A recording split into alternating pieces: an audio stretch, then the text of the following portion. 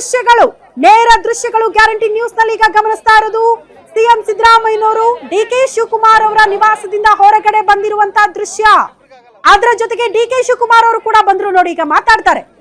1 ಗಂಟೆಗಳ ಚರ್ಚೆಯ ಬಳಿಕ ಇಬ್ಬರು ನಾಯಕರು ಅಕ್ಕಪಕ್ಕದಲ್ಲಿ ಮಾಧ್ಯಮದವರ ಮುಂದೆ ಹಾಜರಾಗ್ತಿದ್ದಾರೆ.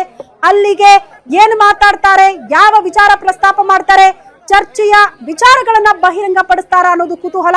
ಎಸ್, ಮಾತಾಡ್ತಿದ್ದಾರೆ.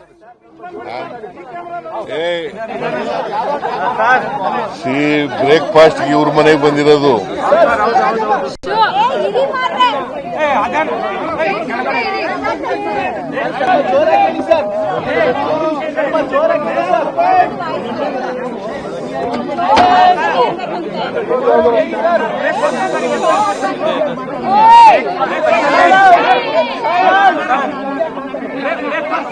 ಮೊನ್ನೆನೆ ನಮ್ಮ ಮನೆಗೆ ಬಂದು ಡಿಕೆ ಶಿವಕುಮಾರ್ ಅವರು ಬ್ರೇಕ್ಫಾಸ್ಟ್ ಬಂದಿದ್ರಲ್ಲ, ಆಗ್ಲೇನೆ ಅವರು ನನಗೆ ಇನ್ವೈಟ್ ಮಾಡಿದ್ರು. ಗಲಾಟೆ ಮಾಡಿದ್ರೆ ಓಕೆ, ಸುಮ್ಮನೆ ಆಗ್ಲೇನೆ ನನಗೆ ಇನ್ವೈಟ್ ಮಾಡಿದ್ರು ನಮ್ಮನೆಗೆ ಊಟಕ್ಕೆ ಅಥವಾ ಬ್ರೇಕ್ಫಾಸ್ಟ್ಗೆ ಬರಬೇಕು ಅಂತ. ಸೊ ನಾನು ಬರ್ತೀನಿ ಅಂತ ಹೇಳಿದ್ದೆ. ಡಿಕೆ ಶಿವಕುಮಾರ್ ಅವರು ಸಜೆಸ್ಟ್ ಮಾಡಿದ್ರು ಮಂಗಳವಾರ ಬರ್ರಿ ಅಂತ. ನಾನು ಮಂಗಳವಾರ ಆಯ್ತಪ್ಪ ಬರ್ತೀನಿ ಅಂತ ಹೇಳಿದ್ದೆ. ಸೊ ಹಾಗಾಗಿ ಇವತ್ತು ಡಿಕೆ ಶಿವಕುಮಾರ್ ಅವರ ಮನೆಗೆ ಬಂದು ಬ್ರೇಕ್ಫಾಸ್ಟ್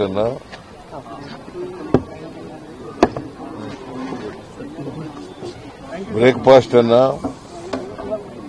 ಮಾಡಿದ್ದೀವಿ. ಪಾರ್ಟಿ ವಿಚಾರಗಳನ್ನ ಚರ್ಚೆ ಮಾಡಿದ್ದೀವಿ. ಬಹಳ ಮುಖ್ಯವಾಗಿ 8ನೇ ತಾರೀಕು ಅಸೆಂಬ್ಲಿ ಶುರುವಾಗುತ್ತೆ. 8ನೇ ತಾರೀಕು ಅಸೆಂಬ್ಲಿ ಶುರುವಾಗೋದ್ರಿಂದ 2 ವಾರ ನಡೀತದೆ. ಅಲ್ಲಿ ನಮ್ಮ ಸ್ಟ್ರಾಟಜಿ ಏನಿರಬೇಕು ಅನ್ನೋದ್ರ ಬಗ್ಗೆ, ರಣನೀತಿ ಹೇಗಿರಬೇಕು ಅನ್ನೋದ್ರ ಬಗ್ಗೆ ಚರ್ಚೆ ಮಾಡಿದ್ದೀವಿ. ಅವರು ಗೊತ್ತಿಲ್ಲ ನನಗೆ, ಪತ್ರಿಕೆನಲ್ಲಿ ಓದಿರೋದು ನಾನು. ನೋ ಕಾನ್ಫಿಡೆನ್ಸ್ ಮೋಷನ್ ಮೂವ್ ಮಾಡ್ತೀವಿ ಅಂತ ಹೇಳಿದ್ದಾರೆ. ಆಮೇಲೆ ಬೇರೆ ವಿಚಾರಗಳನ್ನ ಪ್ರಸ್ತಾಪ ಮಾಡ್ತೀವಿ ಅಂತ ಹೇಳಿದ್ದಾರೆ. ಅವೆಲ್ಲನೂ ಕೂಡ ನಾವು ಸರ್ಕಾರ ಬಹಳ ಅಗ್ರೆಸಿವ್ ಆಗಿ ಎದುರಿಸತಕ್ಕಂಥ ಕೆಲಸವನ್ನು ಮಾಡ್ತೀವಿ. ಸಿಎಂ ಮತ್ತು ಡಿಸಿಎಂ ಆಲ್ರೆಡಿ ಆಚೆ ಬಂದು ಮಾತನಾಡ್ತಾ ಇದ್ರು. ಬಟ್ ಆರಂಭಿಕವಾಗಿ ಸಿಎಂ ಸಿದ್ದರಾಮಯ್ಯನವರು ವಿಶ್ವಾಸ ನಿರ್ಣಯ ಮಂಡನೆ ಮಾಡ್ತೀವಿ ಅನ್ನುವಂತಹ ವಿಚಾರಗಳನ್ನ ಪ್ರಸ್ತಾಪ ಮಾಡಿದ್ರು. ಅದ್ರ ಬಗ್ಗೆ ನಾವು ಚರ್ಚೆ ಮಾಡ್ತಾ ಇದ್ವಿ ಅನ್ನೋದನ್ನ ಆರಂಭಿಕ ಹಂತವಾಗಿ ಸಿಎಂ ಸಿದ್ದರಾಮಯ್ಯನವರು ಈ ಪ್ರೆಸ್ ಮೀಟ್ ನಲ್ಲಿ, ಸುದ್ದಿಗೋಷ್ಠಿಯಲ್ಲಿ, ಅಥವಾ ಮೆಕ್ಕೆಜೋಳದ ವಿಷಯ ಇರಬಹುದು, ಈ ವಿಚಾರಗಳನ್ನ ರೈತರಿಗೆ ನಮ್ಮ ಸರ್ಕಾರ ಯಾವಾಗಲೂ ಕೂಡ ರೈತರ ಪರ ಇರ್ತದೆ. ನಾನು ಕಬ್ಬು ಬೆಳೆಗಾರರ ಜೊತೆಲೂ ಮಾತಾಡಿದೆ, ಇಡೀ ದಿನ ಮಾತಾಡಿದೆ. ಕಬ್ಬು ಫ್ಯಾಕ್ಟರಿಯವ್ರ ಜೊತೆ ಮಾತಾಡಿದೆ, ರೈತರ ಮುಖಂಡರುಗಳ ಜೊತೆ ಮಾತಾಡಿದೆ. ಅದಕ್ಕೆ ಒಂದು ಅಂತಿಮ ರೂಪ ಕೊಡ್ತಕ್ಕಂಥ ಕೆಲಸವನ್ನು ಮಾಡಿದ್ದೀವಿ. ಸರ್ಕಾರದಿಂದ 1 ಟನ್ ಕಬ್ಬಿಗೆ 50 ರೂಪಾಯಿ ಕೊಡಬೇಕು ಅಂತಲೂ ಕೂಡ ತೀರ್ಮಾನ ಮಾಡಿದ್ದೀವಿ. ಸೊ ಅದು ಎಷ್ಟು ಕಬ್ಬು ಹರಿತಾರೆ ಅದರ ಮೇಲೆ ಡಿಪೆಂಡ್ ಆಗ್ತದೆ. ಆಮೇಲೆ ಮೆಕ್ಕೆಜೋಳದ ಬಗ್ಗೆನೂ ಕೂಡ ಮಾತಾಡಿದ್ದೀವಿ. ಡಿಸ್ಟಿಲರಿ ಓನರ್ಸ್ಗಳ ಜೊತೆ ಮಾತಾಡಿದ್ದೀವಿ. ಜೊತೆಗೆ ಪೌಲ್ಟ್ರಿ ಫಾರ್ಮರ್ಸು ಅವ್ರ ಜೊತೆಲೂ ಕೂಡ ಮಾತಾಡಿದ್ದೀವಿ. ಸೊ ಮೆಕ್ಕೆಜೋಳ ಇವತ್ತು MSP ನಿಗದಿ ಮಾಡಿರ್ತಕ್ಕಂಥದ್ದು ಕೇಂದ್ರ ಸರ್ಕಾರ 2400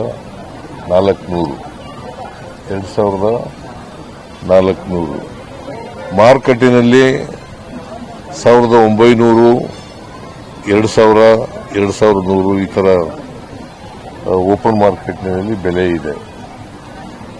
ಸೊ ಅದರಿಂದ ರೈತರಿಗೆ MSP ದರದಲ್ಲಿ ಕೊಡಲಿಕ್ಕೆ ನಾವು ಡಿಸ್ಟಿಲರಿ ಓನರ್ಸ್ನು ಕೂಡ ಒಪ್ಪಿಸಿದ್ದೀವಿ ಕೊಂಡ್ಕೊಳ್ಳಿಕ್ಕೆ. ಯಾಕಂದ್ರೆ ಅವರು ಪೌಲ್ಟ್ರಿ ಫಾರ್ಮರ್ಸು ಅವರು ಕೂಡ ಸುಮಾರು more than 20 lakhs metric ton ಅನ್ನು ಕೊಂಡ್ಕೊಳ್ತಾರೆ. ಯಾಕಂತಾರೆ MSP ಕೇಂದ್ರ ಸರ್ಕಾರ MSP ನಿಗದಿ ಮಾಡುವಾಗ ಏನಂತ ಹೇಳಿದೆ ಅಂತಂದ್ರೆ, ನಾವು ಪಬ್ಲಿಕ್ ಡಿಸ್ಟ್ರಿಬ್ಯೂಷನ್ ಸಿಸ್ಟಮ್ ಮೂಲಕ PDS ಮೂಲಕ ಇಲ್ಲಿ ಉಪಯೋಗಿಸೋಕ್ಕಾಗಲ್ಲ. ಯಾಕಂತಂದ್ರೆ ಅವರು ಉಪಯೋಗಿಸಿ ಅಂತ ಹೇಳ್ತಾರೆ, ಇಲ್ಲಿ ಉಪಯೋಗಿಸೋಕ್ಕಾಗೋದಿಲ್ಲ ನಾವು PDS ಮೂಲಕ. ಸೊ ಅದಕ್ಕೋಸ್ಕರ MSP ನಿಗದಿ ಮಾಡಿರೋದು ಅವರು. ನಾವು ಈ MSP ರೈತರು ಕೊಡಲೇಬೇಕು ಅಂತ ಹೇಳಿ ಹಠ ಹಿಡಿದಿದ್ದಾರೆ. ಸೊ ಅದರಿಂದ ರೈತರಿಗೆ ಸಹಾಯ ಮಾಡಬೇಕು ಅಂತ ಹೇಳಿ ಮಾಡ್ತಾ ಇದ್ದೀವಿ. ಆಮೇಲೆ ಡಿಸ್ಟಿಲರಿ ಓನರ್ಸ್ ಇದ್ದಾರಲ್ಲ, ಅವರು ನೇರವಾಗಿ ರೈತರಿಂದ ಖರೀದಿ ಮಾಡೋದು. ಫೆಡರೇಷನ್ನು, ಮಾರ್ಕೆಟಿಂಗ್ ಫೆಡರೇಷನ್ನು ಸಹಾಯ ಮಾಡ್ತದೆ.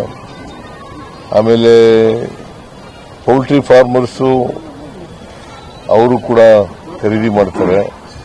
KMF ಖರೀದಿ ಮಾಡ್ತದೆ. ಈ ಕೋಳಿ ಆಹಾರ PDS ಇದನ್ನೇ ಮೆಕ್ಕೆಜೋಳನೇ ಉಪಯೋಗಿಸೋದು. ಆಮೇಲೆ ಪಶು ಆಹಾರನೂ ಕೂಡ ಮೆಕ್ಕೆಜೋಳನೇ ಉಪಯೋಗಿಸೋದು. ಸೊ ಇವೆರಡೂ ಕೂಡ ಮೇಜರ್ ಆಗಿ ಈ ಸಾರಿ ರೈತರು ಹೆಚ್ಚಾಗಿ ಬೆಳೆದಿದ್ದಾರೆ ಮೆಕ್ಕೆಜೋಳನ. ಹೆಚ್ಚು ಪ್ರದೇಶದಲ್ಲೂ ಕೂಡ ಮೆಕ್ಕೆಜೋಳ ಬೆಳೆದಿದ್ದಾರೆ. ಸೊ ಸುಮಾರು 54ರಿಂದ 55 ಲಕ್ಷ ಮೆಟ್ರಿಕ್ ಟನ್ ಉತ್ಪಾದನೆ ಆಗ್ಬೋದು ಅಂತ ಅಂದಾಜಿದೆ. 54ರಿಂದ 55 ಲಕ್ಷ ಮೆಟ್ರಿಕ್ ಟನ್ ಮೆಕ್ಕೆಜೋಳ ಉತ್ಪಾದನೆ ಆಗಬೇಕು ಅಂತ ಇದೆ. ಸೊ ಒಟ್ಟಾರೆಯಾಗಿ ಪೌಲ್ಟ್ರಿ ಅವರು ಒಂದು 20 ಲಕ್ಷಕ್ಕಿಂತ ಜಾಸ್ತಿ ಮಾಡ್ತಾರೆ. ಆಮೇಲೆ ಪಶು ಆಹಾರ ಅದಕ್ಕೆ ಒಂದು 4-5 ಲಕ್ಷ ಆಗ್ತದೆ. ಸೊ ಇವರು 7ರಿಂದ 10 ಲಕ್ಷದವರೆಗೆ ಯಾರು ಎಥನಾಲ್ ಮಾಡೋಕ್ಕೆ ಉಪಯೋಗಿಸ್ತಾರೆ. ಸೊ ಇದನ್ನೆಲ್ಲ ಕೇಂದ್ರ ಸರ್ಕಾರ ಮಾಡಬೇಕಾಗಿರೋದು. ಎಥನಾಲ್ ಹಂಚಿಕೆ ಮಾಡೋರು ಕೇಂದ್ರ ಸರ್ಕಾರ. ಆಮೇಲೆ MSP ನಿಗದಿ ಮಾಡೋರು ಕೇಂದ್ರ ಸರ್ಕಾರ, FRP ನಿಗದಿ ಮಾಡೋರು ಕೇಂದ್ರ ಸರ್ಕಾರ. ಆಸ್ ಇಫ್ ದಟ್ ಕೇಂದ್ರ ಸರ್ಕಾರದವರು ನಮ್ದೇನು ಜವಾಬ್ದಾರಿನೇ ಇಲ್ಲ ಅನ್ನೋ ತರ ಮಾತಾಡ್ತಾರೆ. ಇಲ್ಲ, ಅದಕ್ಕೆ ಸಂಸದರ ಮೀಟಿಂಗ್ ಕರಿಬೇಕು ಅಂತ ಮಾತಾಡಿದೀವಿ ನಾವು. ಮೋಸ್ಟ್ ಲೈಕ್ಲಿ 8ನೇ ನಾವು ಮೊದಲನೇ ಸಾರಿ ಶುರುವಾಗುತ್ತಲ್ಲ ಅವತ್ತು ಹೌಸ್ ಅಡ್ಜನ್ ಆಗ್ತದೆ ಅಂತ ಹೇಳಿ ಅನ್ಕೊಂಡಿದೀವಿ. ಸಿಟ್ಟಿಂಗ್ ಮೆಂಬರು ನಮ್ಮ ಮೇಟಿಯವರು ಸಿಟ್ಟಿಂಗ್ ಮೆಂಬರ್ ಆಗಿದ್ದರು. ಅವರು ಕಾಲ ಆಗಿರೋದ್ರಿಂದ ಅಡ್ಜನ್ ಆಗ್ಬೋದು ಅಂತಕ್ಕಂಥ ಅನಿಸಿಕೆಯನ್ನು ಇಟ್ಕೊಂಡಿದ್ದೀವಿ. ಅವತ್ತೇ ಕರಿಬೇಕು ಅಂತ ಅನ್ಕೊಂಡಿದ್ದೀವಿ. ಯಾಕಂತಂದ್ರೆ ಪಾರ್ಲಿಮೆಂಟ್ನಲ್ಲಿ ಎಲ್ಲ ಸದಸ್ಯರುಗಳಿರ್ತಾರೆ, ನಮ್ಮ ಪಾರ್ಲಿಮೆಂಟ್ ಮೆಂಬರ್ಸು ಕರ್ನಾಟಕದವರು. ಅಲ್ಲಿ ಕರೆಯೋಣ ಅಂತ ಅನ್ಕೊಂಡಿದ್ದೀವಿ. ಸೊ ಪಾರ್ಟಿ ಹೈಕಮಾಂಡ್ ನಾಯಕರನ್ನು ಭೇಟಿ ಮಾಡ್ತಿರೋದು, ಸಮಯ ಸಿಕ್ಕಿದ್ರೆ ಅವರು ನಮಗೆ ಅಪಾಯಿಂಟ್ಮೆಂಟ್ ಕೊಟ್ಟರೆ ಭೇಟಿ ಆಗ್ತೀವಿ.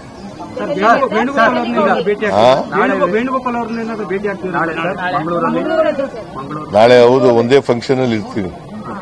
ವೇಣುಗೋಪಾಲು, ನಾನು 4ನೇ ತಾರೀಕು ಅಲ್ಲ ಸರ್, 4ನೇ ತಾರೀಕು ನಾಳೆ 3ನೇ ತಾರೀಕು 3ನೇ ತಾರೀಕು ಒಂದು ಫಂಕ್ಷನ್ ಇದೆ ಮಂಗಳೂರಿನಲ್ಲಿ. ಆ ಫಂಕ್ಷನ್ ಅಲ್ಲಿ ನಾನು ವೇಣುಗೋಪಾಲ್ ಅವರು ಕೂಡ ಇಬ್ಬರು ಅತಿಥಿಗಳಾಗಿ ಹೋಗ್ತಾ ಇದ್ದೀವಿ. ಅದರಿಂದ ಅಲ್ಲಿ ಭೇಟಿಯಾಗ ಸಾಧ್ಯತೆ ಇದೆ. ಸರ್ ನಿಮ್ಮ ಮನೆ ಬ್ರೇಕ್ಫಾಸ್ಟ್ಗೂ ಇವ್ರ ಮನೆ ಬ್ರೇಕ್ಫಾಸ್ಟ್ ಏನ್ ಸರ್ ವ್ಯತ್ಯಾಸ? ಪೊಲಿಟಿಕಲ್ ಮೆನು ಮತ್ತೆ ಫುಡ್ ಸರ್ ಏನ್ ವ್ಯತ್ಯಾಸ? ನೋಡಪ್ಪ, ಇವ್ರ ಮನೆಯಲ್ಲಿ ನಾನ್ ವೆಜ್ಜು, ನಮ್ಮ ಮನೆಯಲ್ಲಿ ಬರೀ ವೆಜ್ಜು. ಪೊಲಿಟಿಕಲ್ ಮೆನು ಇವನು ವೆಜಿಟೇರಿಯನ್ನು, ನಾನು ನಾನ್ ವೆಜಿಟೇರಿಯನ್ನು. ಆದರೂ ನಾನು ನಾನ್ ವೆಜಿಟೇರಿಯನ್ ಮಾಡಿಸಿರ್ಲಿಲ್ಲ. ಇವನಿಗೆ ಹೇಳಿದೆ, ನೋಡಪ್ಪ, ಇದರಿಂದ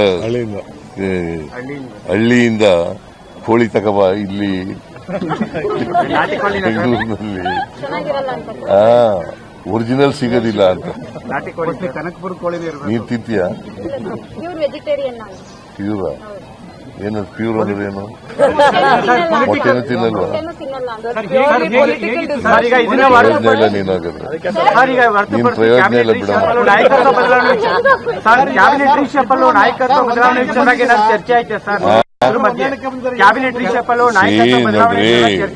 ಕೇಳಪ್ಪ, ಇಲ್ಲಿ ಮೊನ್ನೆನೆ ಚರ್ಚೆ ಮಾಡಿದ್ದೀವಿ.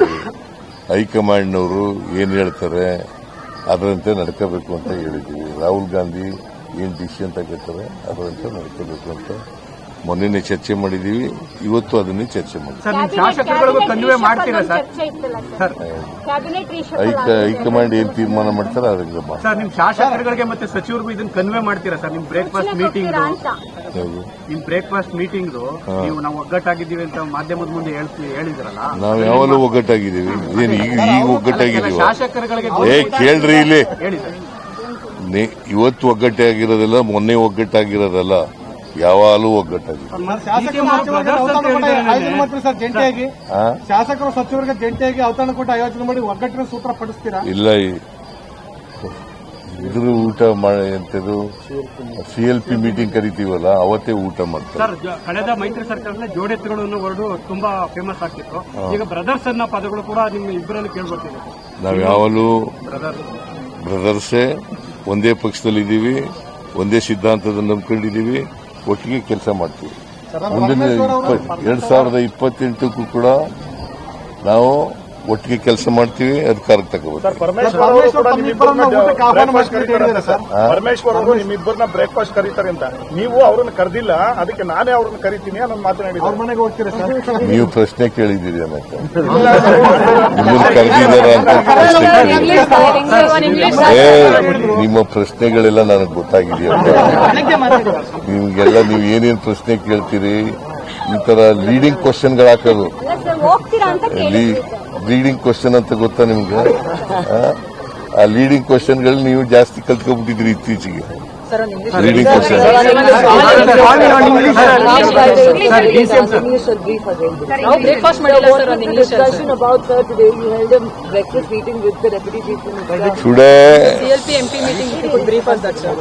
Today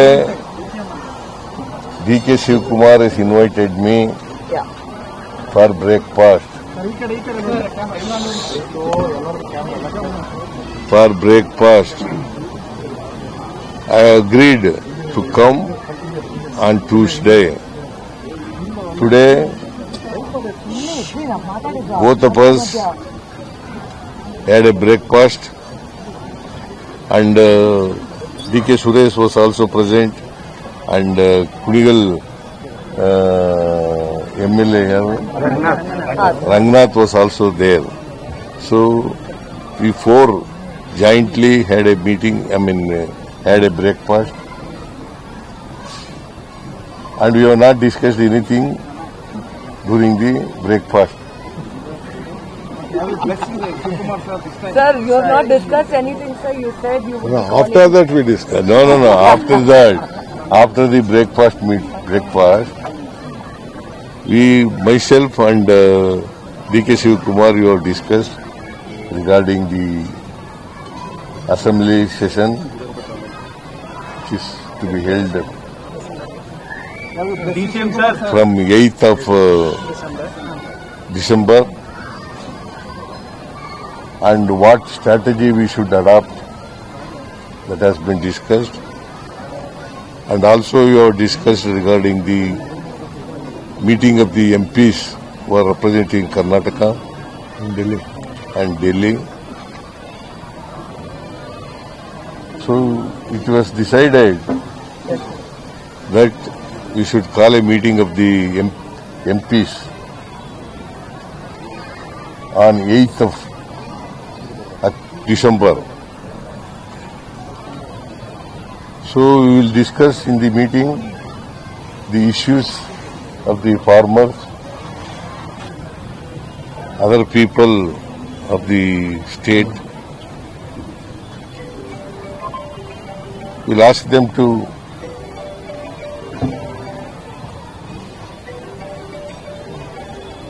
the issues regarding Karnataka. That's all we have decided. And whatever decision we have already taken in the breakfast meeting that I have invited, that we shall, both of us, should listen to the whatever decision taken by the High Command. Where it is mostly Rahul ji and Sonia ji and Karge ji. Sir, when is the High Command likely to take a decision, sir? Any timeline, anything that has been No. communicated, sir? So far, no communication. Will you all be going to Delhi, sir, to meet the High Command? You and sir? Huh? Sir, will you If be they going? call us, we will definitely go. Sir, you're meeting Mr. Venugopal, sir, at an event. Would you be asking him about when they're likely to call you? Tomorrow, I am meeting Venugopal in a function where both of us are invited.